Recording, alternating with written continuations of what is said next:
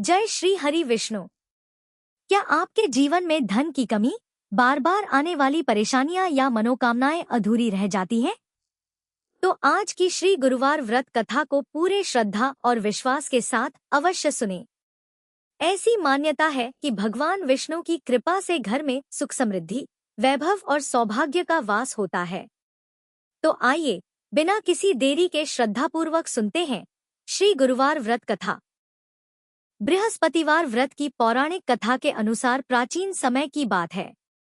भारतवर्ष में एक राजा राज्य करता था। वह बड़ा प्रतापी और दानी था। वह नित्य प्रति मंदिर में भगवान के दर्शन करने जाता था। वह ब्राह्मण और गुरु की सेवा किया करता था। उसके द्वार से कोई भी याचक निराश होकर नहीं लौटता था। वह प्रत्येक गुरुवार को व्रत रखता और पूजन करता था। हर दिन गरीबों की सहायता करता था। परंतु यह सब बातें उसकी रानी को अच्छी नहीं लगती थी। वह ना तो व्रत करती, ना ही किसी को एक भी पैसा दान में देती थी, और राजा से भी ऐसा करने को मना किया करती थी। एक समय की बात है कि राजा शिकार खेलने वन को चले गए थे। घर पर रानी और दासी थी। उसी समय गुरु बृहस्पति साधु का रूप धारण करके राजा के दरवाजे पर भिक्षा मांगने आए। साधु ने रानी से भिक्षा मांगी तो वह कहने लगी, हे साधु महाराज, मैं इस दान और पुण्य से तंग आ गई हूँ। इस कार्य के लिए तो मेरे पतिदेव ही बहुत है। अब आप ऐसी कृपा करें कि हमारा सारा धन नष्ट हो जाए और मैं आराम से रह सकूं। साधु रूपी बृहस्पति देव ने कहा, हे देवी, तुम बड़ी विचित्र हो। संतान और धन से कोई दुखी नहीं होता है। इसको तो सभी चाहते हैं। पापी भी पुत्र और धन की इच्छा करता है।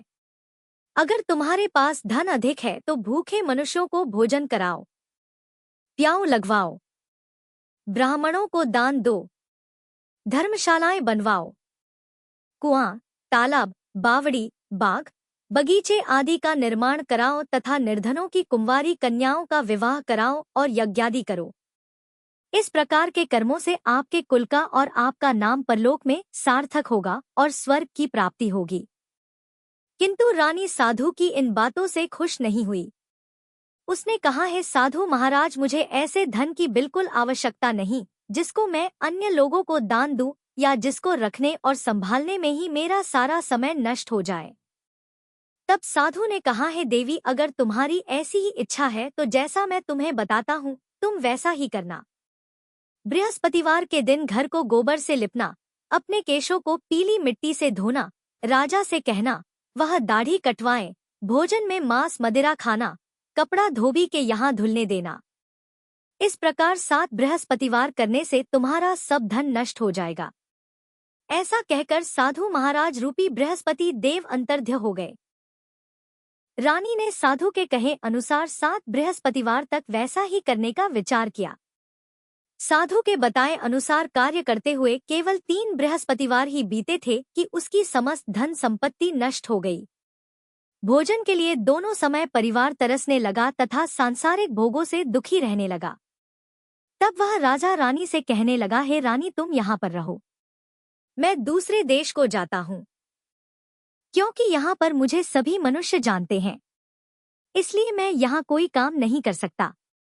मैं परदेश जा रहा हूँ, वहां कोई काम धंधा करूंगा, शायद हमारे भाग्य बदल जाए।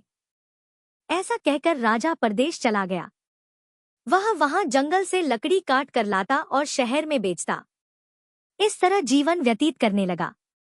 इधर राजा के बिना रानी और दासियां दुखी रहने लगी। किसी दिन भोजन मिलता और किसी दिन जल पीकर ही रह जाती। एक बार रानी और दासियों को 7 दिन तक बिना भोजन के रहना पड़ा। तो रानी ने अपनी दासी से कहा, है दासी, यहाँ पासी के नगर में मेरी बहन रहती है। वह बड़ी धनवान है। तू उसके पास जा और वहां से 5 सिर बेझर मांग कर ले आ, जिससे कुछ समय के लिए गुजर हो जाएगा। दासी रानी की बहन के पास गई। रानी की बहन उस समय पूजा कर रही थी। दासी ने रानी की बहन से कहा, है रानी, मुझे आपकी बहन ने भेजा है, मुझे 5 शेर बेझर दे दो। दासी ने यह बात अनेक बार कही, परंतु रानी की बहन ने कोई उत्तर नहीं दिया। क्योंकि उस समय वह बृहस्पतिवार की कथा सुन रही थी। जब दासी को रानी की बहन से कोई उत्तर नहीं मिला तो वह बहुत दुखी हुई। उसे क्रोध भी आया।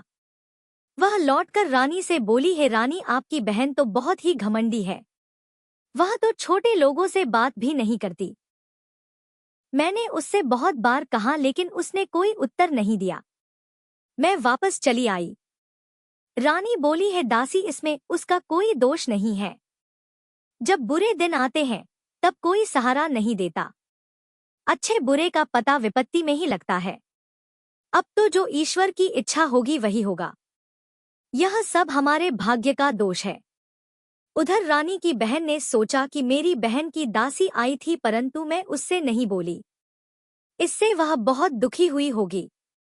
अतः कथा सुनकर और विष्णु भगवान का पूजन समाप्त कर वह अपनी बहन के घर आई और कहने लगी, है बहन, मैं बृहस्पतिवार का व्रत कर रही थी। तुम्हारी दासी हमारे घर गई थी, परंतु जब तक कथा होती है तब तक हम लोग ना उठते हैं और ना बोलते हैं, इसलिए मैं नहीं बोली। कहो दासी क्यों गई थी? रानी बोली, बहन, हमारे घर अनाज नहीं था।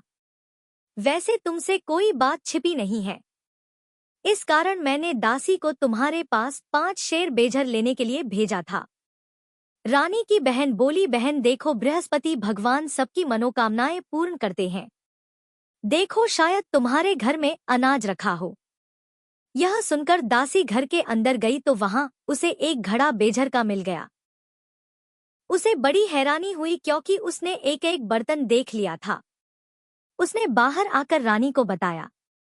दासी अपनी रानी से कहने लगी, है रानी देखो, वैसे हमको जब अन्न नहीं मिलता तब हम रोज व्रत ही तो करते हैं। अगर इनसे व्रत की विधि और कथा पूछ ली जाए तो उसे हम भी किया करेंगे। दासी के कहने पर रानी ने अपनी बहन से बृहस्पतिवार व्रत के बारे में पूछा। उसकी बहन ने बताया, है रानी बहन, बृहस्पतिवार को सूर्योदय से पहले उठकर स्नान करके बृहस्पतिवार का व्रत करना चाहिए, लेकिन उस दिन सिर नहीं धोना चाहिए।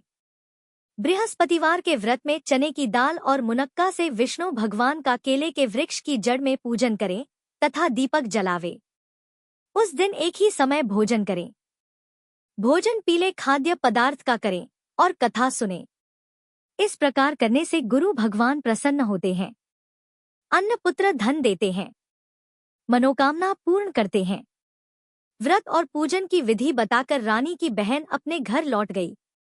रानी और दासी दोनों ने निश्चय किया कि बृहस्पति देव भगवान का पूजन जरूर करेंगे। 7 दिन बाद जब बृहस्पतिवार आया तो उन्होंने व्रत रखा। गुड़ साल में जाकर चना और गुड़ बीन लाई तथा उसकी दाल से केले की जड़ तथा विष्णु भगवान का पूजन किया। अब पीला भोजन कहाँ से आए? दोनों बड़ी दुखी हुई, परंतु उन्होंने व्रत किया था, इस कारण बृहस्पति देव भगवान प्रसन्न थे। एक साधारण व्यक्ति के रूप में वे 2 थालों में सुंदर पीला भोजन लेकर आए और दासी को देकर बोले, हे दासी, यह भोजन तुम्हारे और रानी के लिए है, तुम दोनों कर लेना। दासी भोजन पाकर बहुत प्रसन्न हुई और रानी से बोली, रानी जी भोजन कर लो। रानी को भोजन आने के बारे में कुछ नहीं पता था, इसलिए वह दासी से बोली, जाओ तू ही भोजन कर, क्यों तू व्यर्थ में हमारी हंसी उड़ाती है? तब दासी बोली, रानी, एक व्यक्ति भोजन दे गया है। तब रानी कहने लगी, वो भोजन तेरे लिए ही देकर गया है, तू ही भोजन कर। दासी ने कहा, वह व्यक्ति हम दोनों के लिए 2 थालों में भोजन देकर गया है, इसलिए मैं और आप दोनों ही साथ साथ भोजन करेंगी। फिर दोनों ने गुरु भगवान को नमस्कार कर भोजन किया। उसके बाद से वे प्रत्येक बृहस्पतिवार को गुरु भगवान का व्रत और पूजन करने लगी। बृहस्पति भगवान की कृपा से उनके पास धन हो गया, परंतु रानी फिर पहले की तरह से आलस्य करने लगी। तब दासी बोली, देखो रानी, तुम पहले भी इसी प्रकार आलस्य करती थी, तुम्हें धन रखने में कष्ट होता था, इस कारण सभी धन नष्ट हो गया। अब गुरु भगवान की कृपा से धन मिला है तो तुम्हें फिर आलस्य होता है। बड़ी मुसीबतों के बाद हमने यह धन पाया है, इसलिए हमें दान पुण्य करना चाहिए। तुम भूखे मनुष्यों को भोजन कराओ, प्याऊ लगवाओ, ब्राह्मणों को दान दो, कुआं, तालाब, बावड़ी आदि का निर्माण करवाओ। मंदिर पाठशाला बनवाकर दान दो। कुंवारी कन्याओं का विवाह करवाओ। धन को शुभ कार्यों में खर्च करो, जिससे तुम्हारे कुल का यश बने और स्वर्ग प्राप्त हो और पितर भी प्रसन्न हो। दासी की बात मानकर रानी ने इसी प्रकार के कर्म करने प्रारंभ कर दिए, जिससे उनका काफी यश फैलने लगा। एक दिन रानी और दासी आपस में विचार करने लगी कि न जाने राजा किस दशा में होंगे। उनकी कोई खोज खबर नहीं है। उन्होंने बृहस्पति देव से प्रार्थना की और तब भगवान ने रात्रि में राजा को स्वप्न में कहा, हे राजा, उठ, तेरी रानी तुझको याद करती है। अब अपने देश को वापस लौट जा। राजा प्रातः काल उठकर जंगल से लकड़ियां काटकर लाने के लिए जंगल की ओर चल पड़ा। जंगल से गुजरते हुए वह सोचने लगा, रानी की गलती से उसे कितने दुख भोगने पड़े। राजपाट छोड़कर उसे जंगल में आकर रहना पड़ा। जंगल से लकड़ियां काटकर उन्हें बेचकर गुजारा करना पड़ा।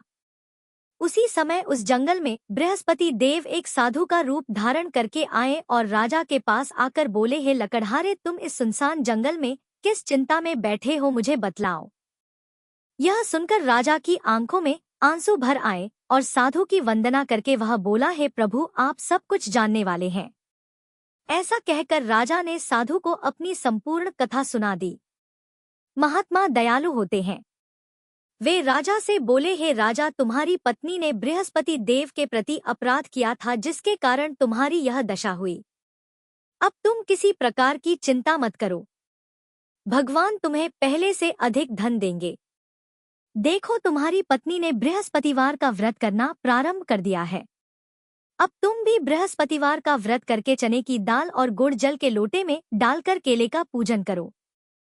फिर कथा कहो या सुनो, भगवान तुम्हारी सब मनोकामनाओं को पूर्ण करेंगे।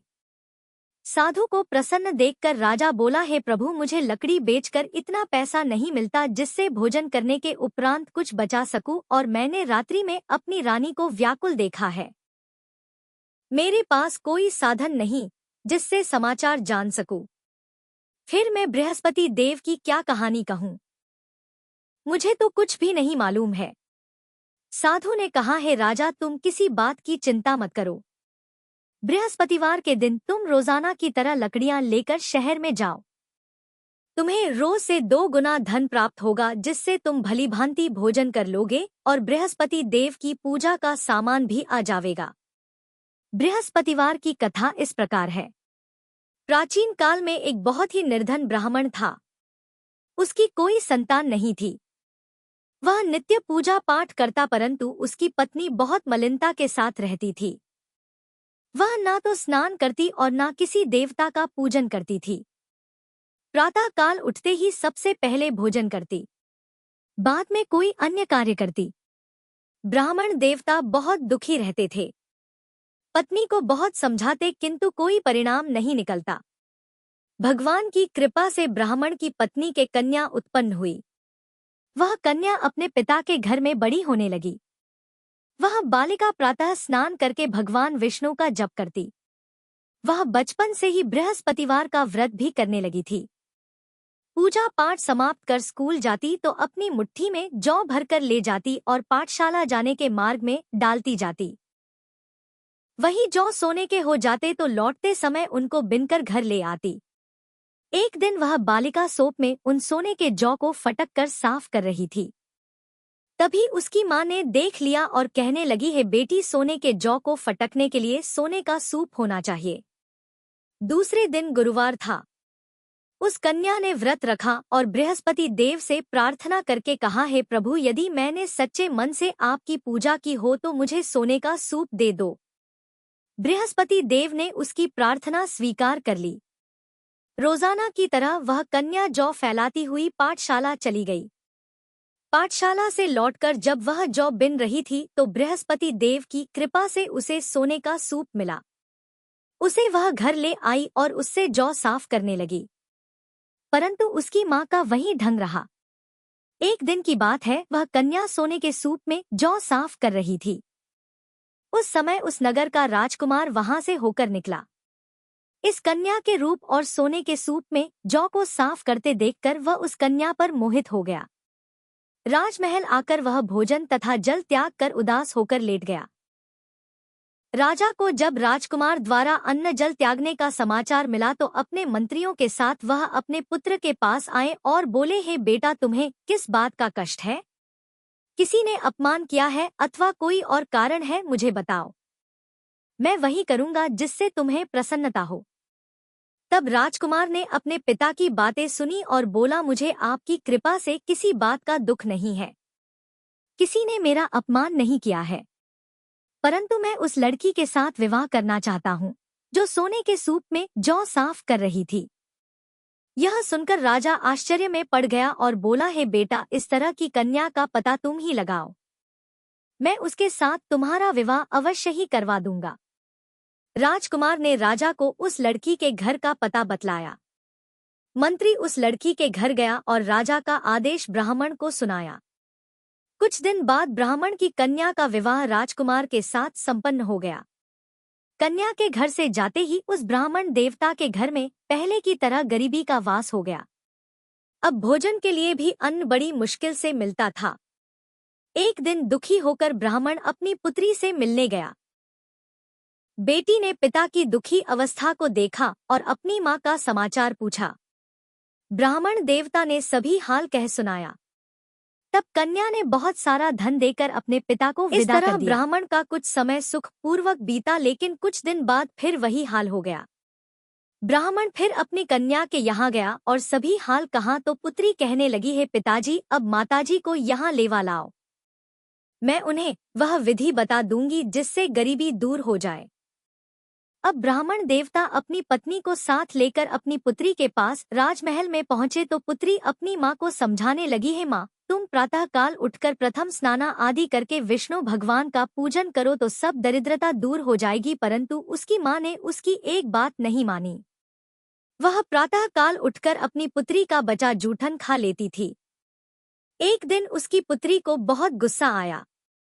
उसने एक रात ओशरी से सारा सामान निकाल दिया और उसमें अपनी माँ को बंद कर दिया। प्रातः उसमें से निकाला और स्नानादि कराकर पूजा पाठ करवाया तो उसकी माँ की बुद्धि ठीक हो गई। इसके बाद वह नियम से पूजा पाठ करती और प्रत्येक बृहस्पतिवार को व्रत करने लगी। इस व्रत के पुण्य प्रभाव से उसकी माँ भी बहुत धनवान हो गई और बृहस्पति देवता के प्रभाव से स्वर्ग को गई। वह ब्राह्मण भी सुख पूर्वक इस लोक का सुख भोग कर स्वर्ग को प्राप्त हुए। इस तरह कहानी कहकर साधु महाराज वहां से लोभ हो गए। धीरे धीरे समय बीतने पर फिर बृहस्पतिवार का दिन आया। राजा जंगल से लकड़ी काटकर किसी शहर में बेचने गए।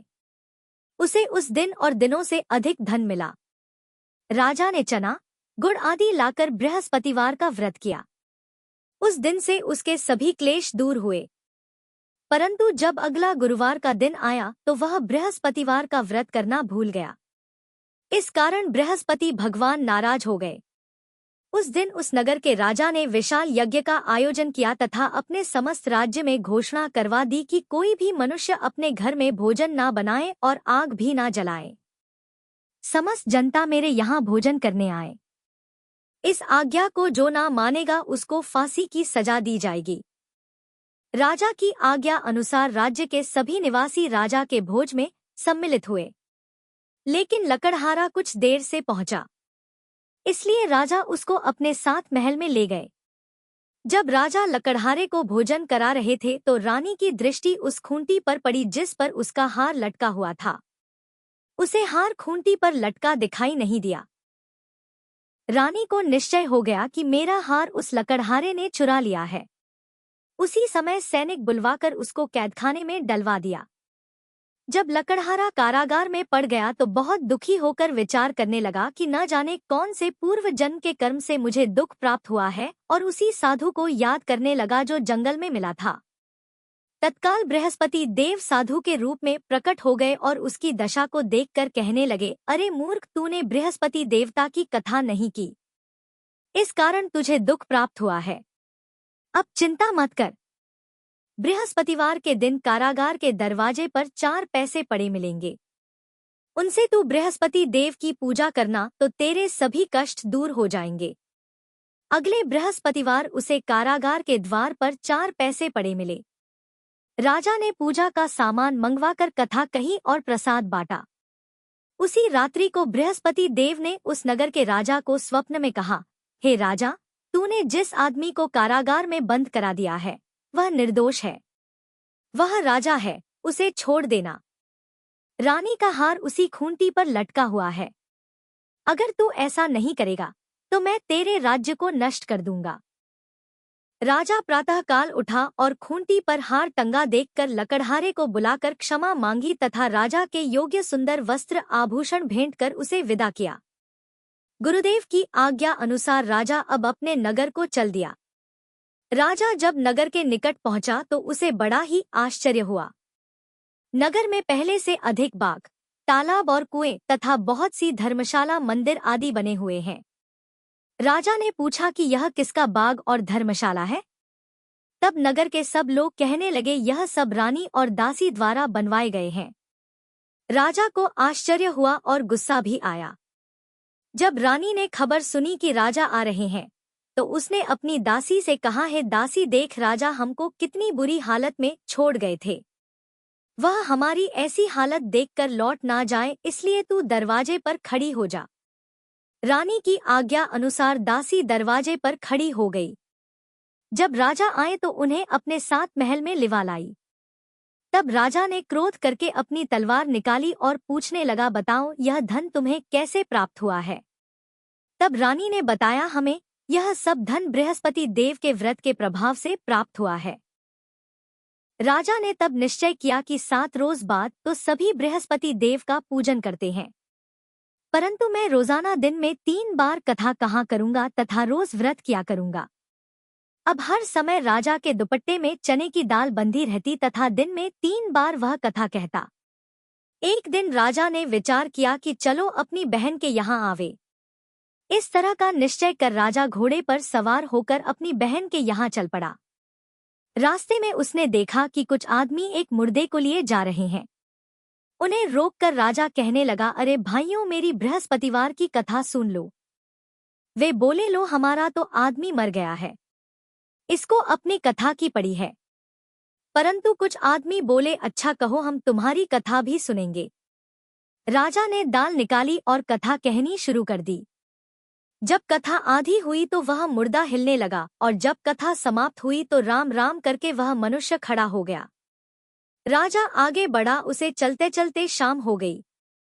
आगे मार्ग में उसे किसान खेत में हल चलाता मिला। राजा उससे बोला, अरे भैया, तुम मेरे बृहस्पतिवार की कथा सुन लो। किसान बोला, जब तक मैं तेरी कथा सुनूंगा तब तक 4 हरैया जोत लूंगा। जा अपनी कथा किसी और को सुनाना।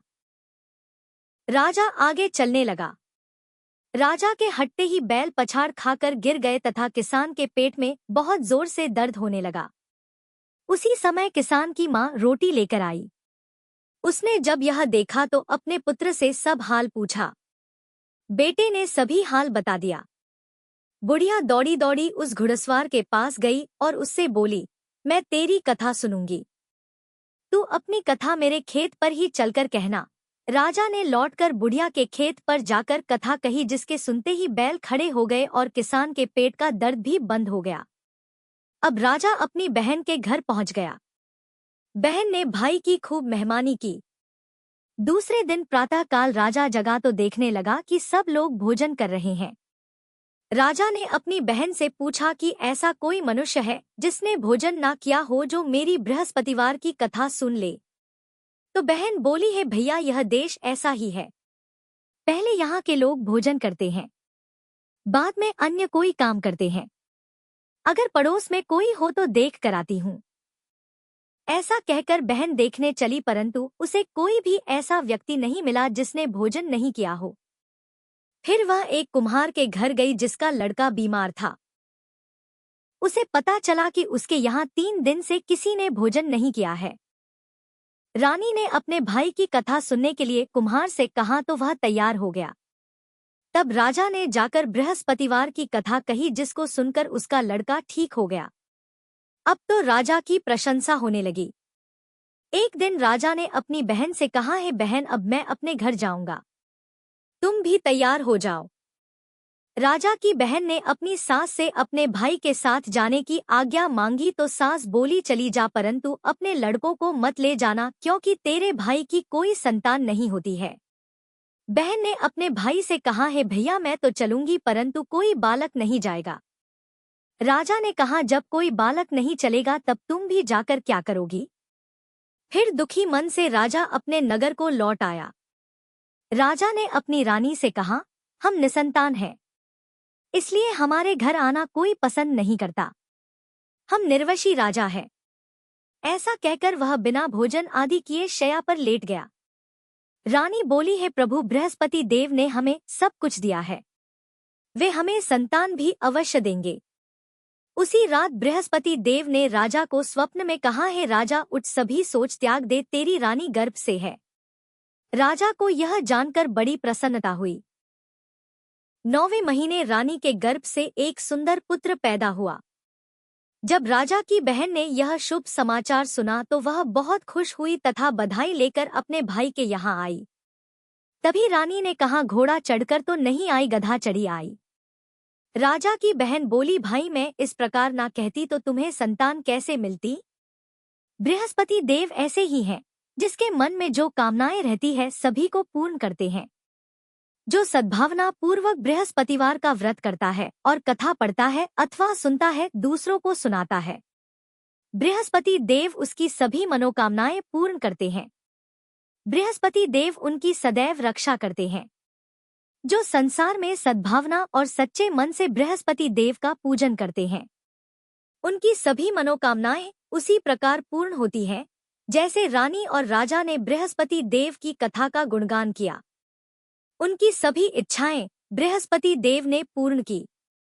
मनुष्य को हृदय से उनका मनन करते हुए जयकार करनी चाहिए। भगवान श्री हरि विष्णु और देवगुरु बृहस्पति की कृपा आप और आपके परिवार पर सदैव बनी रहे। अगर आपको यह गुरुवार व्रत कथा पसंद आई हो तो वीडियो को लाइक करें, अपने परिवार और मित्रों के साथ शेयर करें और ऐसे ही धार्मिक एवं प्रेरणादायक वीडियो देखने के लिए हमारे चैनल को सब्सक्राइब करना न भूलें। नीचे कमेंट में अवश्य लिखें ओम नमो भगवते वासुदेवाय या जय श्री हरि विष्णु। धन्यवाद। हरि ओम।